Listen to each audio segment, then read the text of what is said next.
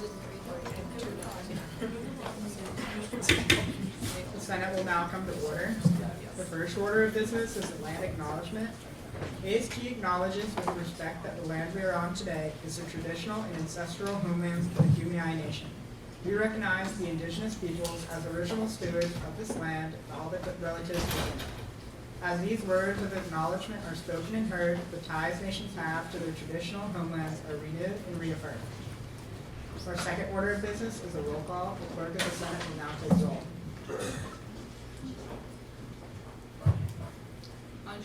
Andrea Arvizu. Here. Zevin Atisha. Here. Jordan Bayon. Here. Anissa Beckett. Here. Jolie Beagle. Brooke Cluster. Proxy. Jameson Daytalk. Present. Cassandra Diaz. Here. Lucas Diaz Granados. Here. Angelica Goutman. Here. Lily Giovanelli. Here. Valentina Guerrero. Kyla Heyman. Here. Deborah Ilipeju. Here. Osasogie Ioha. Here. Margaret Jelsma. Jonathan Martinez. Here. Alejandro Murillo. Here. Sean Paula. Here. Emma Peters. Here. Valeria Rivera. Here. Amaya Rodriguez Ajis. Here. Maritza Santoyo. Ava Serene. Isabella Sevilla. Here.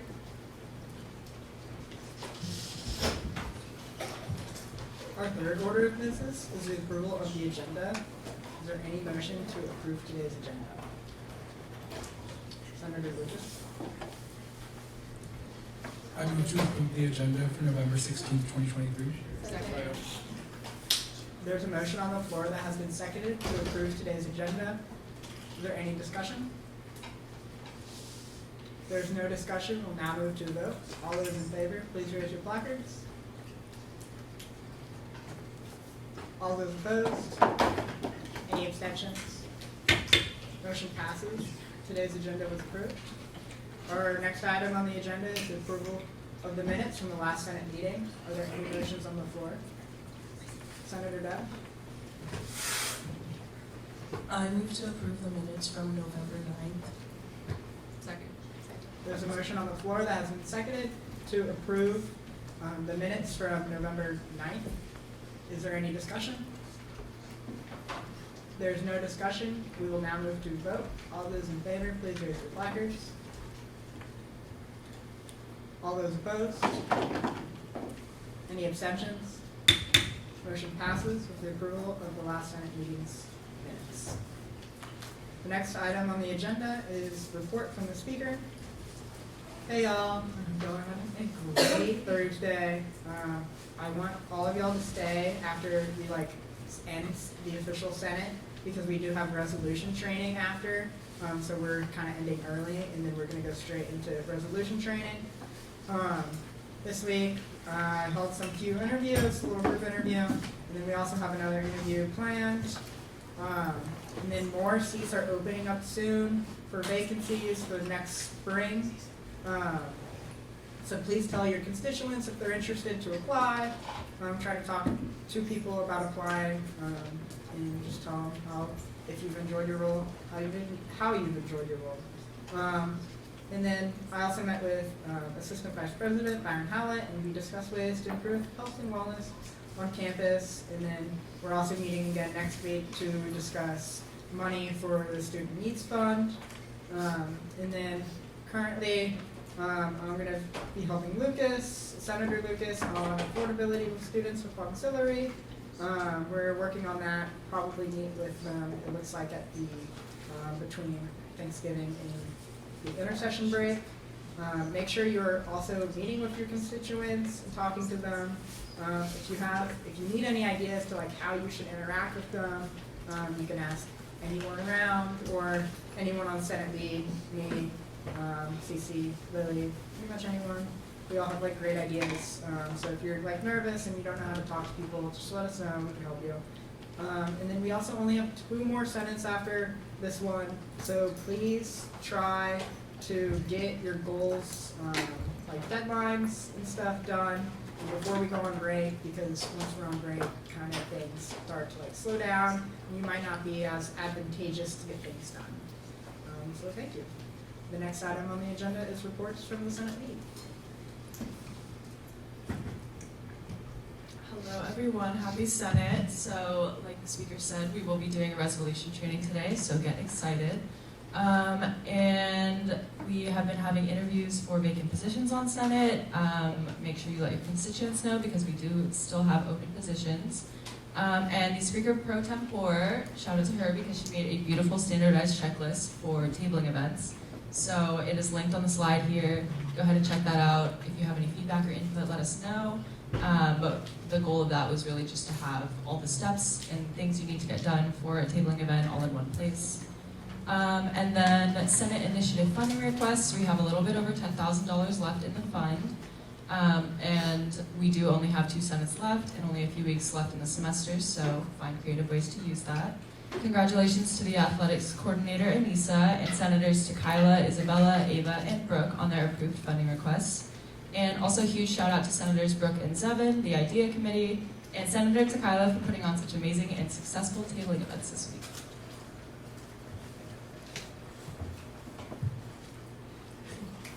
So upcoming events are the judicial branch is tabling November 28th. Senators Devin Alejandro are tabling in the Valley. The athletics coordinator is tabling at the women's basketball game. And Student Orgs Committee, is having their mixer December 8th. So what's really important is that we're going out and we're supporting our fellow senators during their tabling events, whether it's in the Valley, whether it's outside the JCP. Try to make your way there. It's really, really important that we're supporting from within Senate. And also, wear your name tags at tabling events. That's just a really helpful way for people to identify you from everyone else and keep it professional. And we hope everyone has a really safe and restful break. Thank you, Senator Lee. The next item on the agenda is reports from committee chairs and coordinators.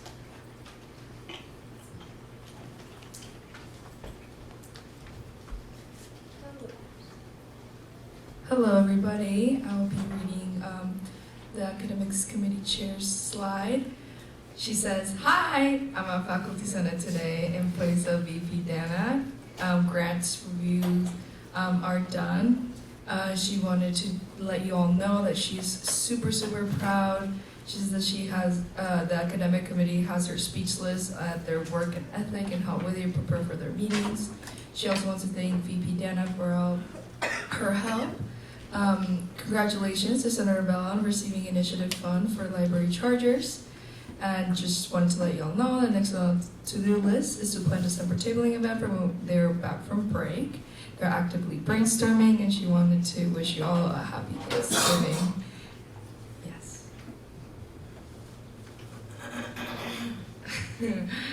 And for me, hi all. We continue to keep meeting with more orgs. We are finally more into, being able to actually come up with ideas that don't have to do with just meeting with committees. Senator Jonathan will be presenting you an open orgs today later. And thank you so much for Speaker Pro Tempore for letting y'all know that the mixer is set to be December 8th from 12:30 to 2 p.m. in the 3rd floor courtyard of SOP, so right outside our offices, so you guys will be right there and no excuses on not coming. Please enjoy some days off for this Thanksgiving, and just a little bit of details on the mixer. We would love for you all, we haven't sent out invitations yet, but for all of you that are in orgs or part of exec board orgs, this is like a very fun end of the semester event which will be having like a winter wonderland versus a surf's up kind of day. We would love for everybody to dress up, and we'll just have really good activities in which we hope to get some great feedback and get orgs to collab with others. And I will set out official details on that, but just wanted to give you guys a little bit of insight. Hello everyone, happy Thursday. So for Native American History Month, I'm just kind of doing like little spiels from the websites that I linked the first day. So a reservation in San Diego today. It's a location, it's 10 miles southeast of El Cajon along State Highway 94. Their ethnology or language is Kumeyaay Diagueño. Population of 60 and acreage is 6. And fun fact, that's kind of where I live, or basically where I live. So that's interesting. Build a Bag event was amazing. Shout out to Jordan and the Idea Committee for working so hard. And there might be a part 2. We do have leftover stuff, but as you can see on the top right, there's a bunch of bags. So many people decorated their bags, and we're gonna send them off on Saturday morning. So thank you everyone for helping, and if you ever go, I appreciate it. Mansion later was also amazing. Shout out to Takayla, or Senator Takayla. You can see her on the bottom right, her tabling, and then her tabling input in boxes of pizza that were empty. And then, so shout out her. And then we had conversations with SSS, that are led by OSA. They're kind of talking about amping up their area and how we can help with that, but also holding the university accountable for giving their resources to marginalized organizations or departments on campus as well. And then we're working on a did you think about kind of list. We're still brainstorming during our meetings, talking about what do we want to leave like long term. And we're thinking about doing a did you think about kind of not guideline, but questionnaire or something to follow as an organization or department is putting on an event to think about dietary restrictions, accessibility to their event. If it's like catering to a certain group that will feel at home or something like that, but we're still working on that, and that's what we kind of want to finalize as a wrap-up of the semester, and then take time to support one another. And for the quote of the day, coming together is the beginning, keeping together is the progress, working together is success. If you all need anything, I'm here. Thank you.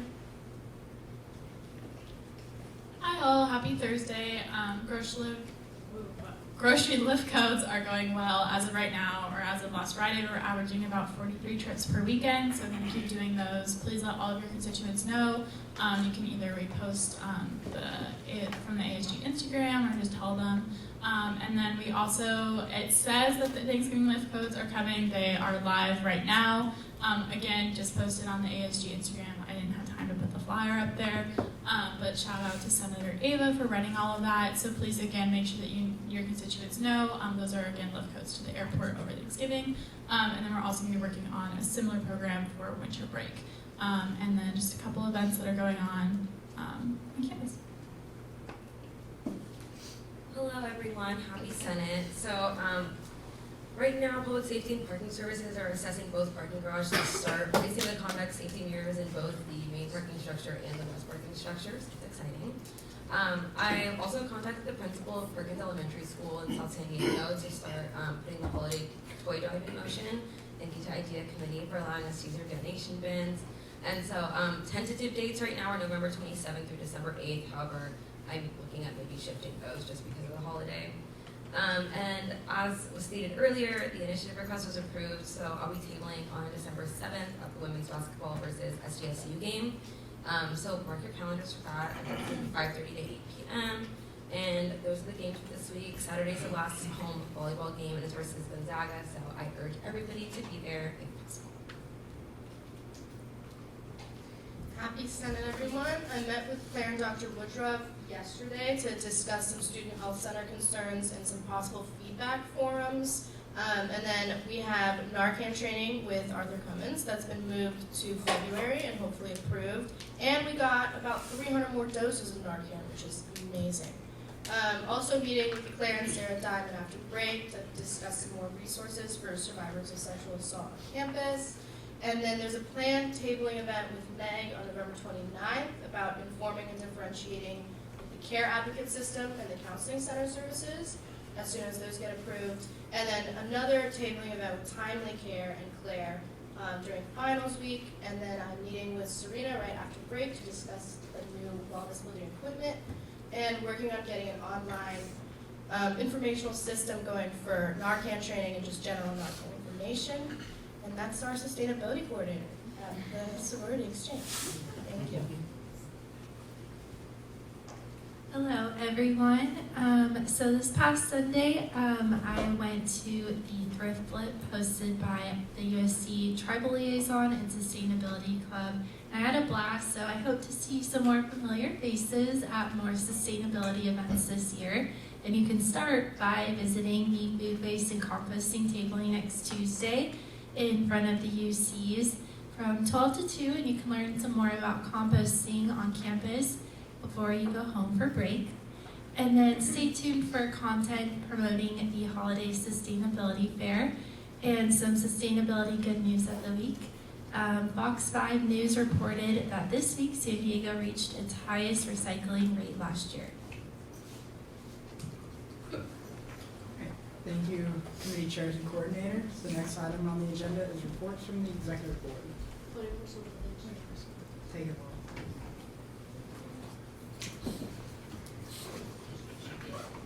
Happy Thanksgiving, Senate, to you all. This week, unfortunately, I don't have a lot of updates for you all, but just some quick things for you. This week, unfortunately, the Vice President and I had to cancel our luncheon with marginalized student org leaders just because of timing and scheduling for this Friday. We will be looking to reschedule that soon. And then I'm working with the athletics coordinator, Senator Cassie, the public relations chair, and the finance chair, an idea for school spirit, and I'll be updating you all on that soon. And then lift codes for all students will be coming out soon for the entire month of December. I'm working with Karina to set those codes up to be distributed at the end. And then also it's the finance chair's birthday this Saturday, so go please make sure that he knows how old he is. Ridiculously old. And then I just want to wish you all a restful and great Thanksgiving break. And if you have any questions, my email's up there. Thank you. And I'll be reading for the Vice President. She says, hello everyone, research grants reviewing is done. So big shout out to the Academics Committee for getting that done. We'll be sending out the emails in the next couple of days. Thank you so much to the Academics Committee, again, for all their hard work. Thank you to Dr. Laura Rivard, Dr. John Halaka, and Dr. Melissa Gibbons for your time and help. And then she says that she hopes that you all have a great Thanksgiving break and get some rest. And of course, any questions, feel free to reach her there. Hello everyone, so just quick shout outs. So shout out to Speaker Pro Tempore Lily for doing an amazing job speaking at the Building Connection and Allyship through Storytelling event last Thursday for the Tribal Liaison. Also shout out to TVB and TVB Chair Marco for a great job at the Fall Fest on Tuesday. We had an ASGBC appeal this week during our judicial branch meeting, and then we're also in the process of scheduling a meeting with advisors, parking coordinator, and parking services to address some of our concerns. And then, as mentioned before, our judicial branch tabling event.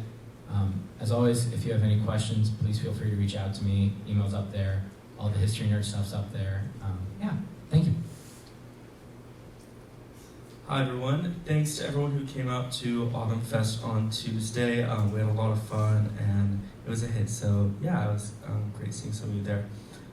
We have 2 events left. We have Disneyland this Saturday, but that's kind of different. We have Winter Wonderland on Tuesday the 28th after the tree lighting ceremony, and then the De-Stress event on December 5th. Quick little note, TPP is still hiring. Applications close this Sunday at 11:59. If you have any questions, you can email me or reach out to the TPP Instagram. So yeah, my email's down there if you have any questions. Thank you. So I've been working on Q2 reports and spring 2024 allocations recently. The deadline is next week, November 22nd, for exec budgets as well as center budgets. Working with TPP Chair on spring 2024 allocations, as well as the $1,000 food limit for student orgs as well as TPP. We're working on that hopefully at the end of this semester. And then meeting with Chief Justice and Dr. Byron Howlett on spring campaign this Friday, so tomorrow. And then ASG Controller Kayla has been doing an awesome job keeping up with emails from student organizations. We've had to deal with a lot of different things that have been coming our way, but we've been getting a lot of it done before we go on break. And I met with Emma as her role as IC and Jackie to discuss funding process for student organizations last Friday. It went really well, so I'm really excited with that. Happy Thursday, everybody. So, as the Student Life Committee Chair said, the Thanksgiving lift codes are out, so please repost that on your story, and also please tell your constituents about that. And then ASG Team Polos should be arriving when we come back from Thanksgiving break, so that's very exciting. There's a little sneak peek of what the polos are going to look like. And then Bargaining Committee is working on potential giveaway item for the end of the semester, and then I'm still working on editing the ASG email. And as a reminder, please submit your marketing request forms so we can advance prior to when you need them. And then our social media is up there, and then if you have any questions, let me know as well. Happy Senate to you all. Sorry, so the furniture for the current ASG space was approved, so you can see on that Google Doc of what's being bought. The goal is to hopefully order it so it'll arrive by spring break so we can have a whole semester with new furniture. I am working on the holiday banquet, so if you didn't fill out the RSVP last week, you can fill it up and you can scan that QR code right now. It's really important so we know like who and how many people. So a second reminder is to keep the office clean. With the new furniture coming in, it is a goal of mine to keep the president of a clean space. So I emailed the chairs as well, and Cece put it on the whiteboard in the office, so you can check that out. It's like simple tasks you can do if you don't know what to do in the office. That would be greatly appreciated. And as always, enjoy your break and any questions. My email's up there. Thank you to the executive board. The next item on the agenda is updates and overview of USD's recent sustainability efforts by John Rollins. Thank you.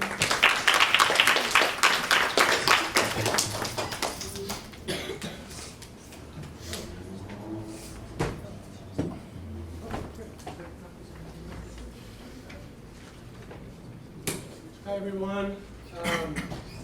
Nice to see everyone. Can all of you hear me okay? Good? Okay.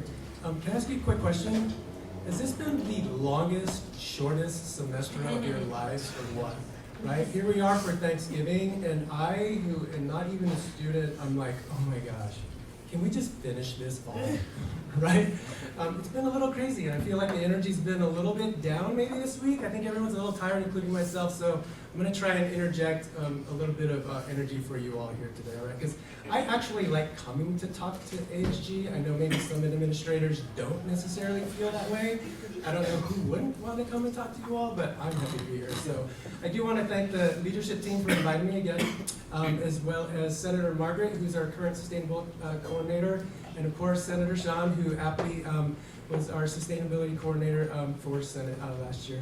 And then last but not least, I want to thank Taco for being here today because I haven't seen Taco in a while, and of course that's, you know, the campus favorite dog, so it's all good.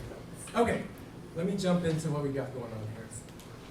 I know I see some familiar faces, so some of this presentation might seem a little bit familiar to some of you, but I see a lot of new faces here. And so just by a show of hands, how many of you know that USD actually has this goal of carbon neutrality by 2035? Yeah? Okay, awesome. That's great. And so that's going to help you kind of put my presentation into some context. That goal was established in 2019 by President Harris as well as other leaders here on campus. It's a very aggressive goal, I'm not going to lie. Usually these carbon neutrality goals extend out to 2040, sometimes 2050, depending on the amount of GHGs that you're actually emitting, right? So as of 19, this is since 2010, as of 2019, USD has reduced its GHGs by about 35%. That's pretty good. That's a good start. A little over a third, right? Not too bad within 9 years, because 2010 is the baseline year that's being measured against. However, we're going to do some updates this year, specifically in the spring, which I'll get to here in just a minute. So that's kind of the overall goal. So my office, well, second question is, how many of you actually knew that there was a sustainability office on campus? Yeah? Okay, that's awesome. You guys are great. Sometimes people don't really know that there's a sustainability office per se on campus. They think we're a club. They think we're a sustainability club.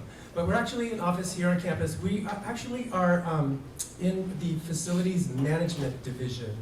So my office is in the FM building, which is behind Learning Commons next to the tennis courts. And the reason why we're housed in FM is because a lot of what we do are building improvements, right? We do a lot of energy efficiency work on our buildings. And of course, we do renewable energy work, like adding more solar on campus, which I'll get to here in just a minute.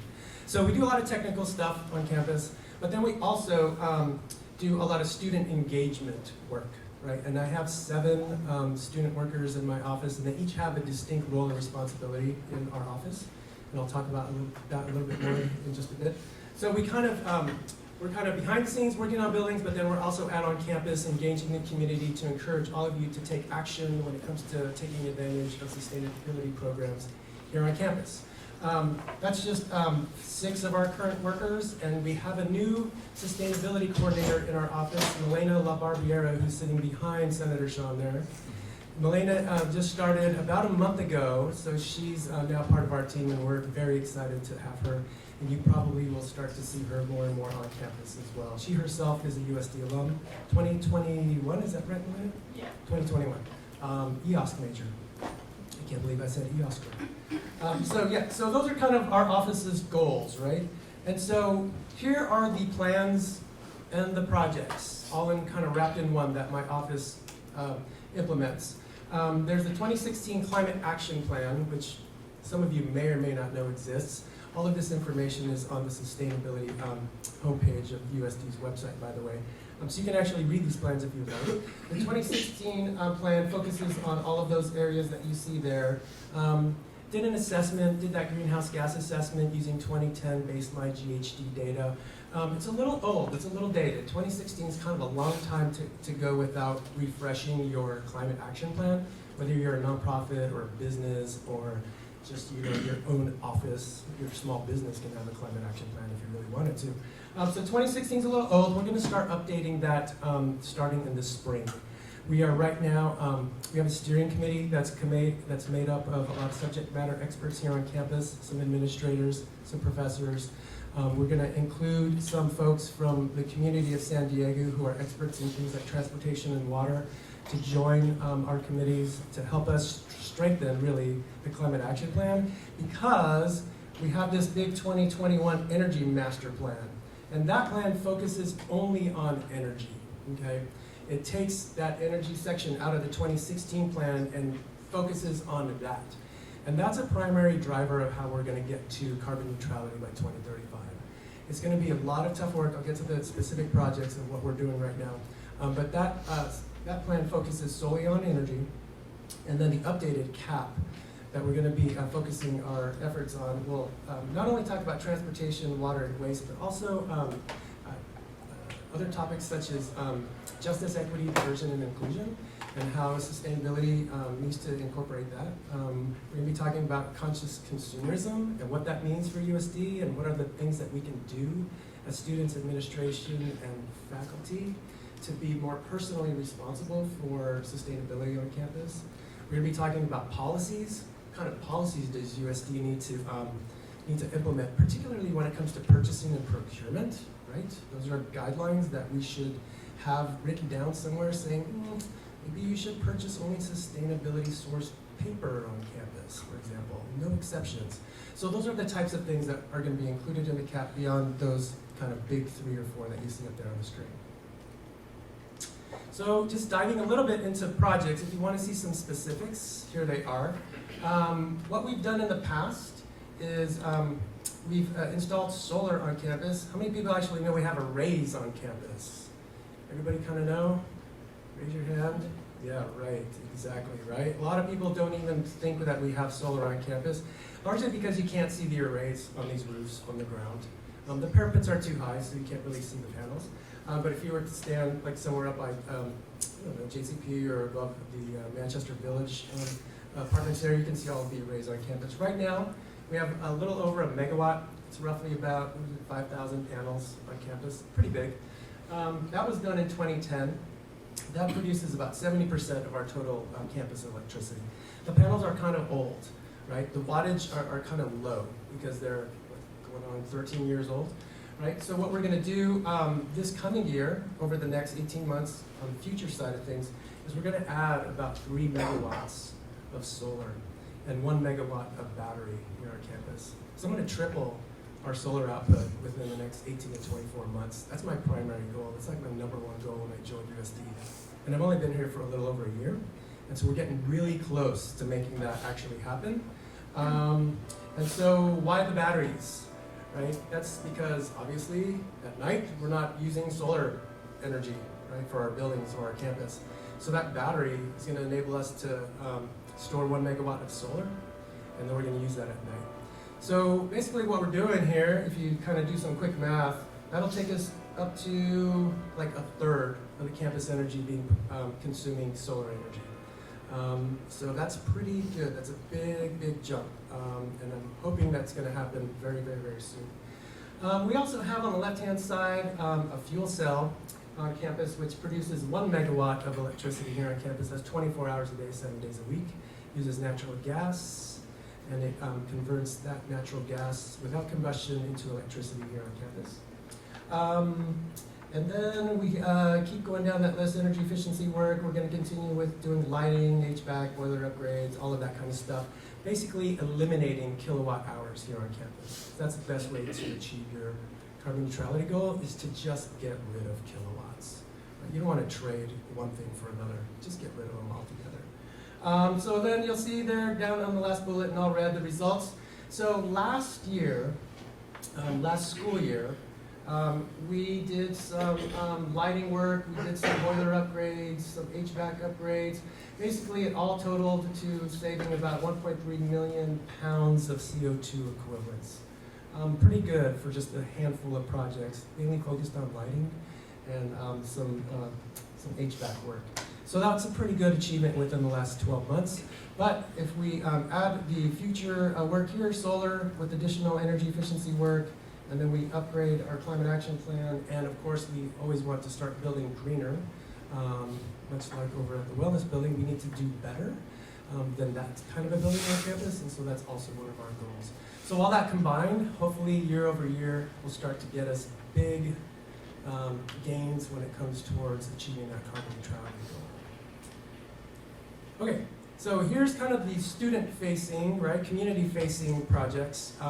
Obviously, our office produces a lot of things here on campus, like our Sustainable Holiday Fair, which is coming up on December 7th, the Student Sustainability Summit, which I believe some of you attended last February. We're going to do that again this February. And of course, we have little things that you can check out online on our webpage. We have a sustainability education module. Kind of teaches you how to be more sustainable within your dorm or your house or apartment. You can take advantage of our Certified Eco-Resident program, which will earn you a Compass passport, or what's the other point? I forget. Compass, passport. Anyway, you get a point if you take that little 15-minute interview with one of our student workers in our office. And then, of course, many of you, I'm sure, have seen our clothing swaps and pop-up gifts here. So those are ways that you can get involved. And, of course, all of the clubs and organizations that you see listed there, including, obviously, ASG, which you all are, and many, many, many more. And let's see. Yeah. So this is all of the information that you can find on our webpage. If you want to drill down and actually see some data related to our GHG emissions, our electricity consumption, natural gas consumption, all of those things. Those charts are on our sustainability webpage. They're clickable. You can see the data sources behind those charts, and you can kind of see where we're at right now. And if you want to follow us on Instagram, they're there on the left. We're at USD Sustain. So with that, I'll take some questions. Is that fine? Okay, thanks. Student Life Committee Chair.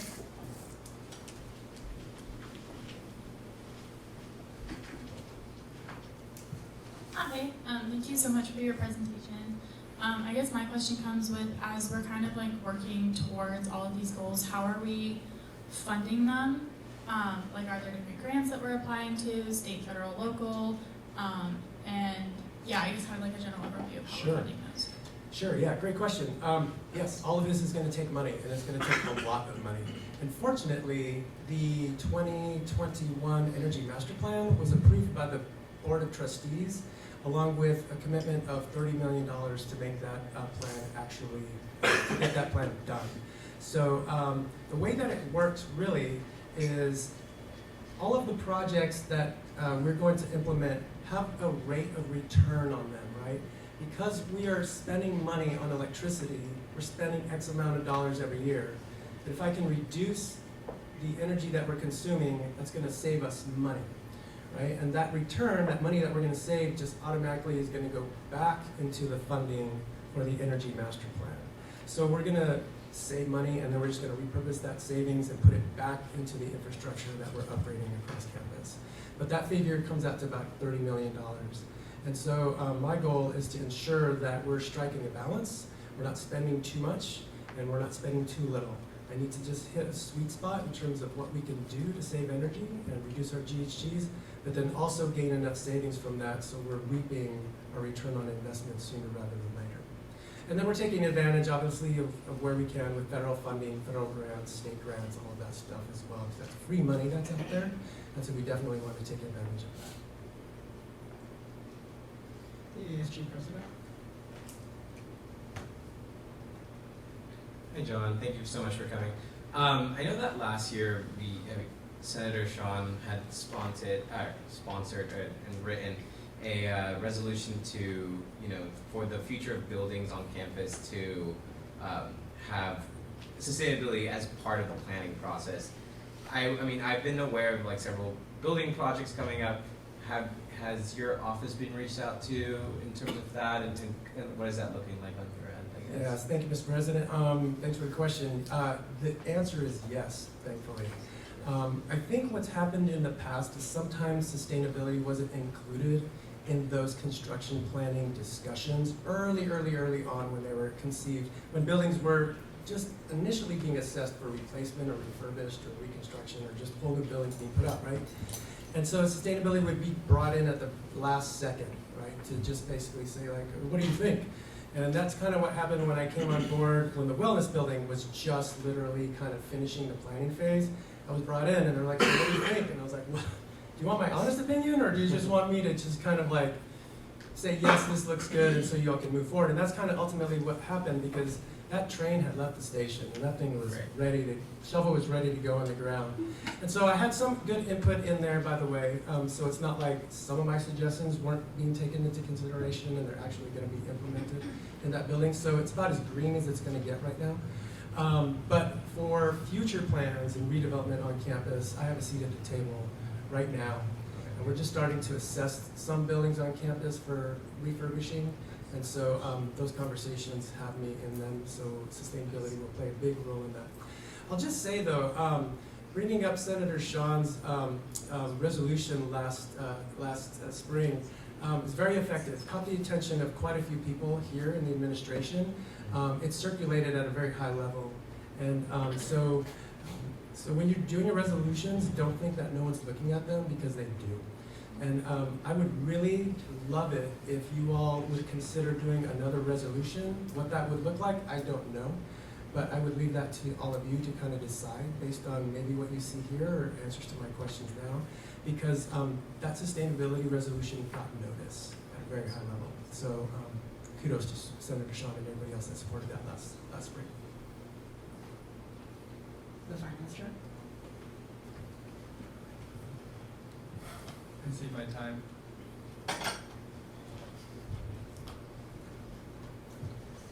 The sustainability coordinator. My question is about the data on the USD sustainability website. So as far as like the carbon neutral plan, when the data is updated, is that going to be like from 2019 to 2023, or is it going to show like each year, like even in 2020 and 2021, 2022, and so on? Yeah, that's a great question. Thank you. So when we start the revision of the climate action plan, we're going to do another greenhouse gas assessment. We're going to update our GHG assessment, because the last one we did was in and around 2019. I'm sorry, it was prior to that. We're going to do a greenhouse gas assessment starting at 2019, because that's the last normalized year before COVID hit, and that's the last updated year that we have for solid data. Because 2020 is really off, consumption is really weird, 2021 is still really weird, doesn't look normal to us. So we're going to establish 2019 as our new baseline, which we're going to start measuring our carbon reduction. Those GHG reports should really happen annually so you can track your progress. But if you're benchmarking something, you should use like the last GHG done within 5 years of your current year. So 2019 will be our updated year. So all of the numbers that are on the website, we're going to include last school year's data on those charts. But for the purposes of tracking our carbon moving forward, 2019 will be that kind of year. 2020 will be wonky as will 2021, but that's all right. You just kind of disregard those years. Senator Sean.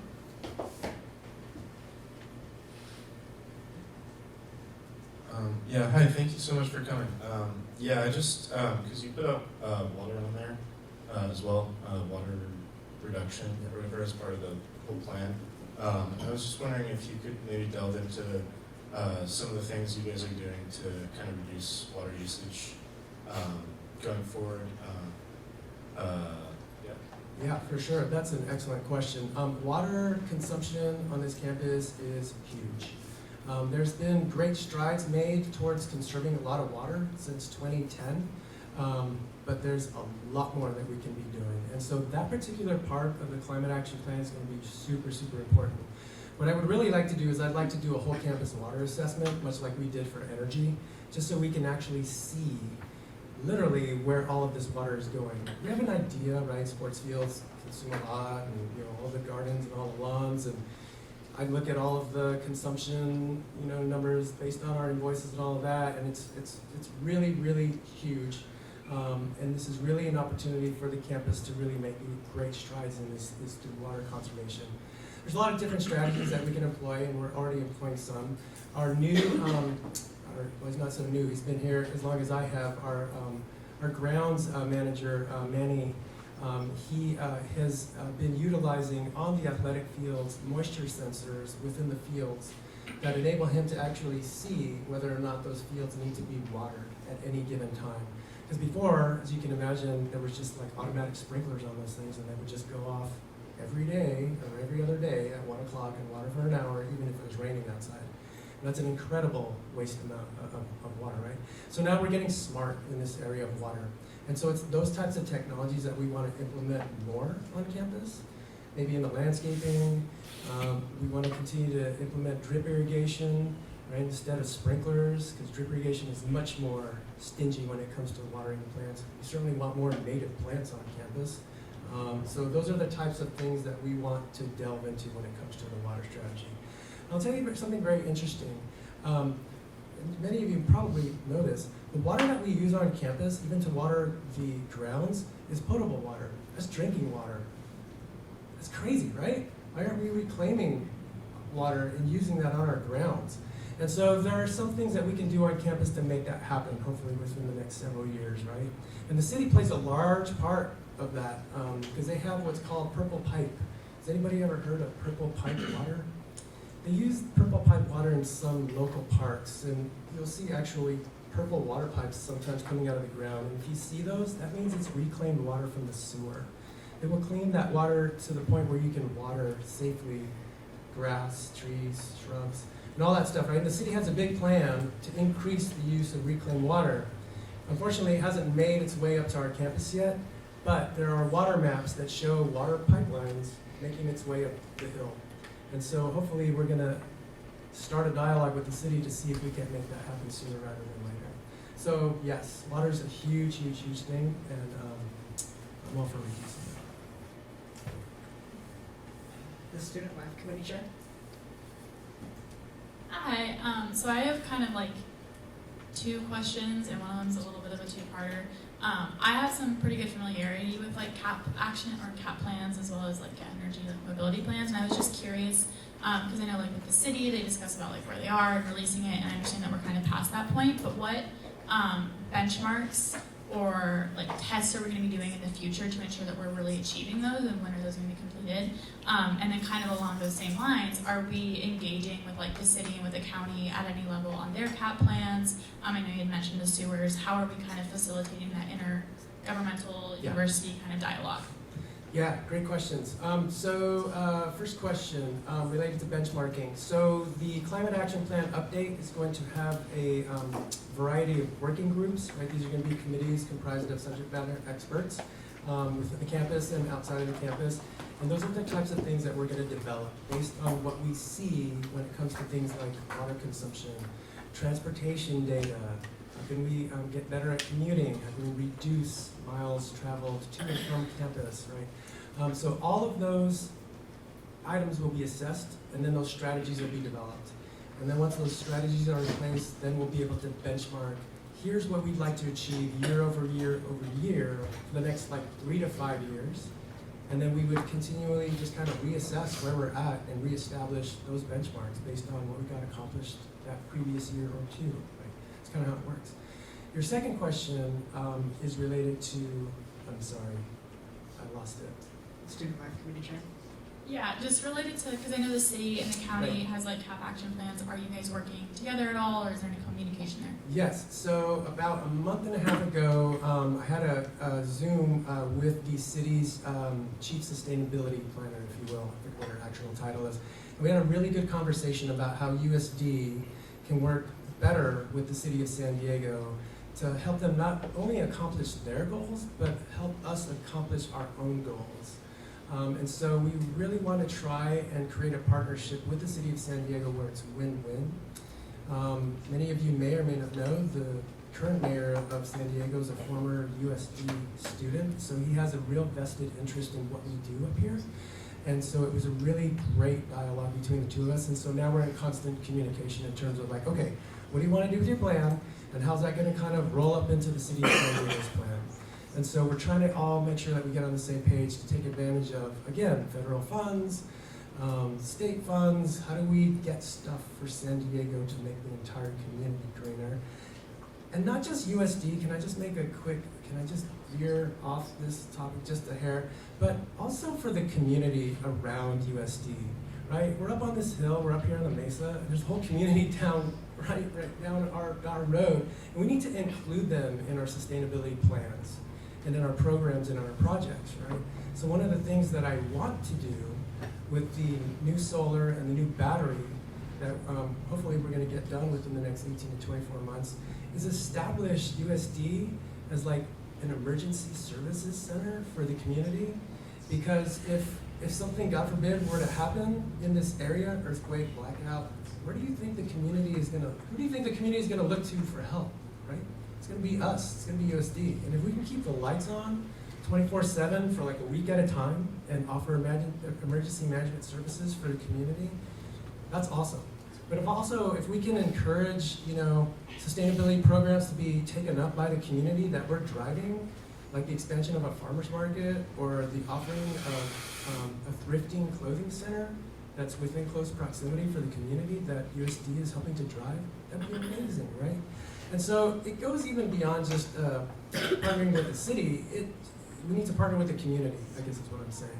And so those are the types of things that we're going to also take a look at within the Climate Action Plan. Senator John.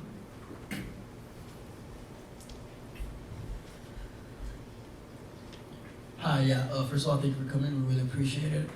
Second, when it comes to the carbon neutral, USD's goal, I remember you mentioning how it's kind of like a bit of a hard cutoff for 2035. Can you just go a bit more into that as to how that date was decided and what went into it? I'm sorry, can you repeat the last part of your question? Can you maybe go a bit more into depth as to why was 2035 decided as the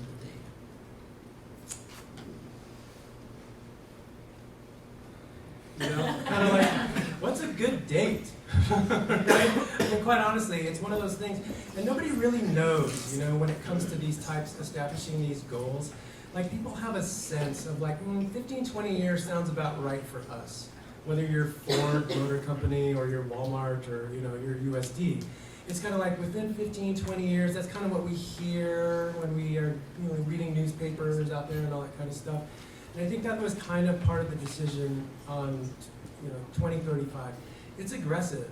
I would prefer 2040 because the thing about achieving carbon neutrality is you can, within 5 years, you can make great gains. And then all of a sudden you're like, oh man, now I gotta go find another megawatt that I have to save. And then it gets really, really hard. 5 years in, 7 years in, you're like, man, we're getting so close. And that last mile, quote unquote, that last mile to actually achieving that carbon neutrality is really, really, really hard, right? And so that's why you wanna give yourself a little bit more time. There are things that are happening at the city, county, state level that will help with a lot of that. It's a self-imposed goal, right? And so if we wanted to, we could probably push it out another 5 years. But honestly, based on everything that I've ever seen, I think it's doable. As long as everybody keeps their money where their mouth is. We should be able to achieve that. But I might be retired in 10 years and we'll be really, really close and I'll be like, thanks. Good luck, everybody. No, I'm just kidding. I think we can do it. The athletics coordinator.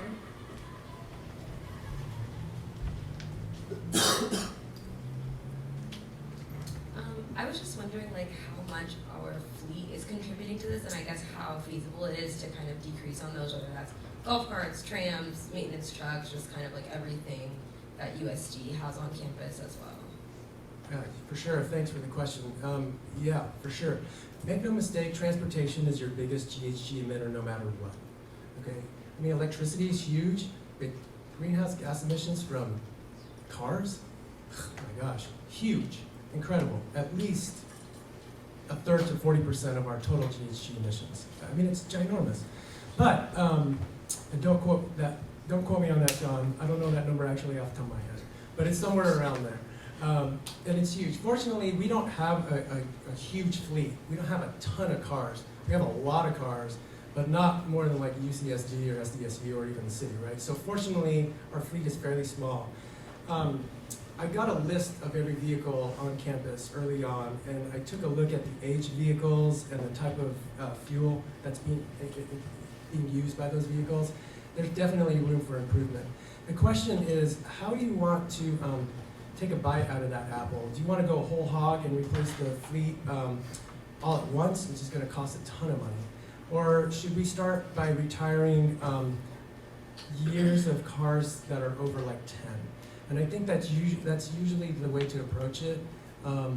Is you start to retire old vehicles early on and replace them with either hybrids or EVs. But because our fleet is pretty small, I'm almost thinking that, I don't know, maybe we can replace the entire fleet within 3 years.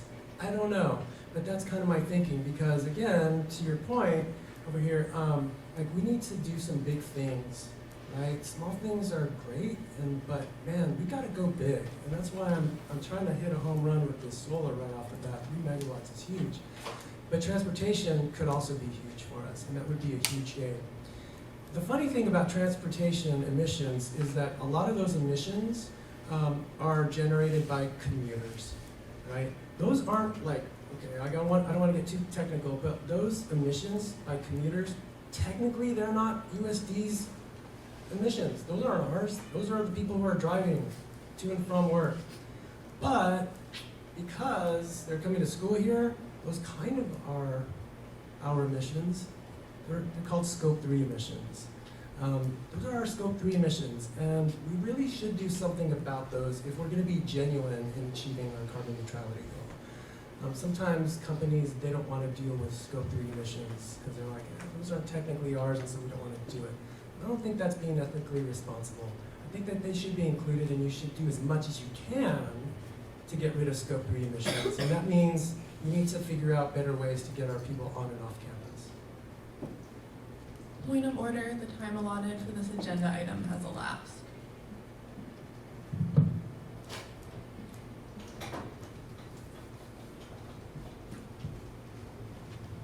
You are able to allow it for more time. See, needed. There's no one on set. Let's give a round of applause to John All. One last parting thought. You are all more than welcome to contact me if you want to discuss anything, one-on-one. Many of you did last time I was here, so my door is literally always open. So just pop by my office as well. You can get to me at the email up on top there. Thanks, everybody. Thank you.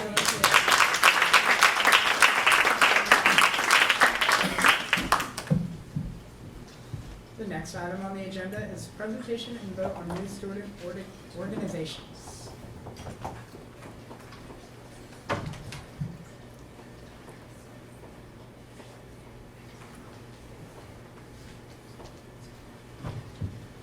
Hello. Can you hear me? Hello, everybody. We present some old, new, and new orgs today.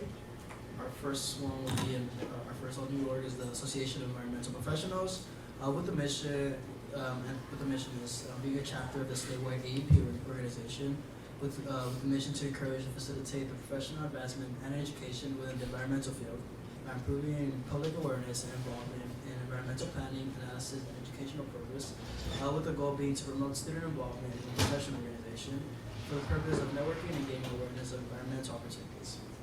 Our our next all-new organization will be Phi Kappa Theta, which is a Catholic fraternity with the aim to provide an opportunity to experience through practical application, working of knowledge, build a process to exercise leadership through participation in a self-governing community, with the goal to assist in the formation of men who, upon graduation, will be capable and able to make significant contributions to the development of society.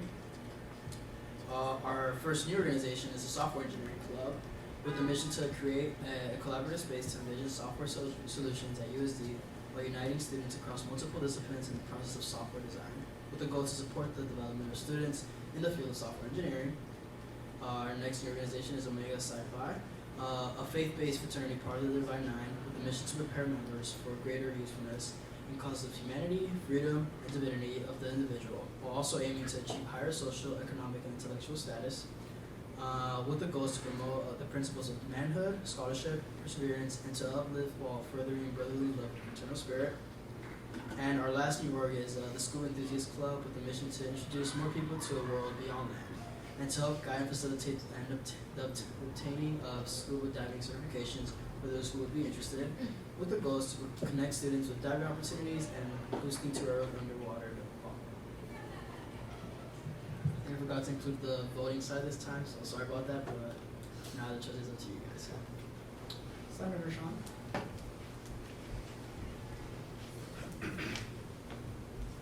I move to approve all new and returning student organizations.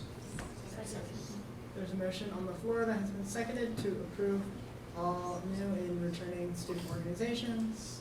Is there any discussion? The ASG president.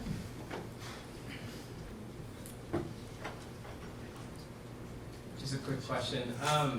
For the Scuba Enthusiast Club, was there a conversation about accessibility in terms of affording scuba, like in terms of like membership for that club and how members will be able to, cater to the whole student body in terms of accessibility for paying for scuba gear, the license, things like that? Yes, that is something that we definitely brought up multiple times during our discussions, and then they did assure to us that they will be able to make sure that the students are able to, they told us that they will be able to make sure and provide as much opportunities for the students to be able to get the gear necessary. The student org committee chair. Yeah, just to add to that question, thank you for bringing that up. It was of great concern from our committee, and they are basically going to be affiliated with a dive shop that will be providing all those resources, all the the equipment that they need to use, and we also made sure that they will be very much in contact with the risk management team and will be in supervision within. However, those the pricing and all that will be up to the dive shop, and that is included in their constitution. The PR chair.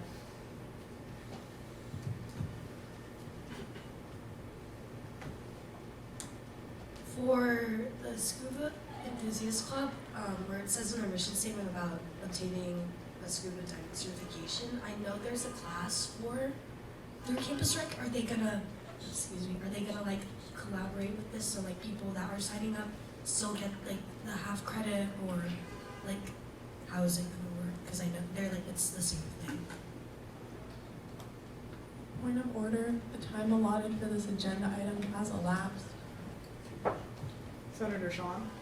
Move to extend the allotted time by 10 minutes.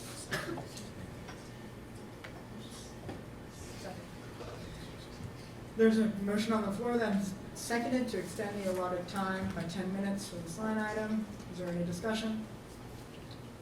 If there's no discussion, we'll now move to vote. All those in favor, please raise your placards. All those opposed? Any abstentions? Motion passes to extend the allotted time by 10 minutes. To answer your question, no, they would not be specifically affiliated to the class. That is something that did get mentioned and brought up during our discussions and when they came to present to us today. But yeah, they would not be affiliated specifically, and that half credit that I know would not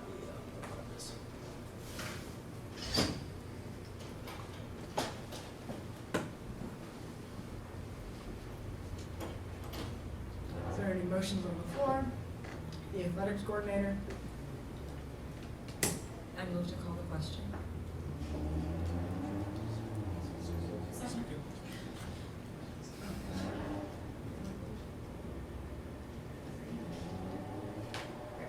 So, there's a motion on the floor to call to question that has been seconded. We'll move to a vote.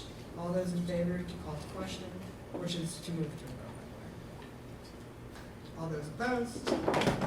Any abstentions? Motion passes. We will now move to a vote to approve all new and returning student boards that have been discussed. All those in favor, please raise your placards. All those opposed? Any abstentions? Motion passes to approve all new and returning student boards that have been discussed. Thank you.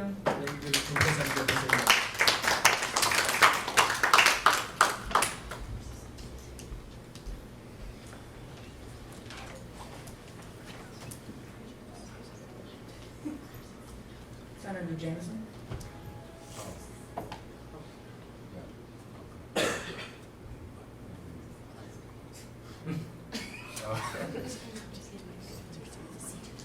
I see my time.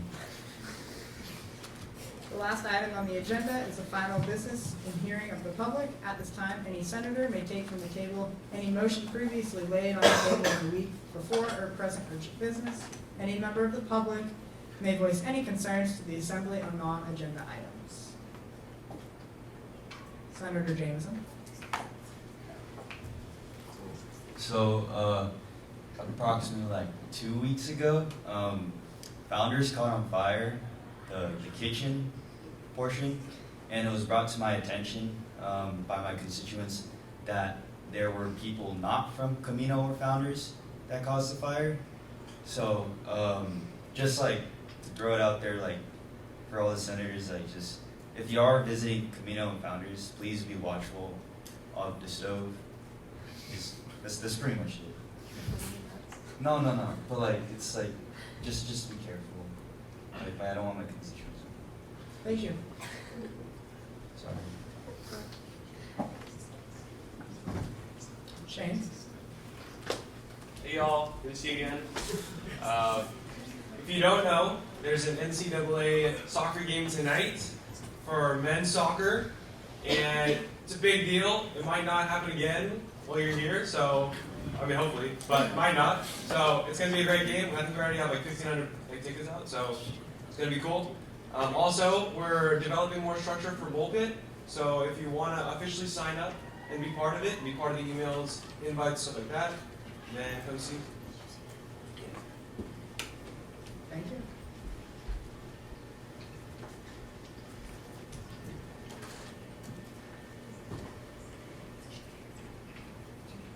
And I would like to remind y'all, once Senate is adjourned, please stick around because we will be doing our resolution training immediately concluding.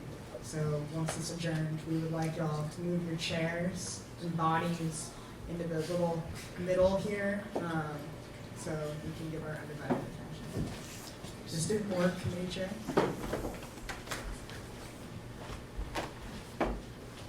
I move to adjourn our amazing Senate meeting. There's a motion on the floor that has been seconded to adjourn our amazing Senate meeting. Is there any discussion?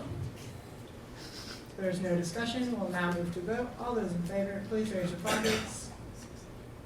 All those opposed? Any abstentions? Motion passes. Senate is now adjourned.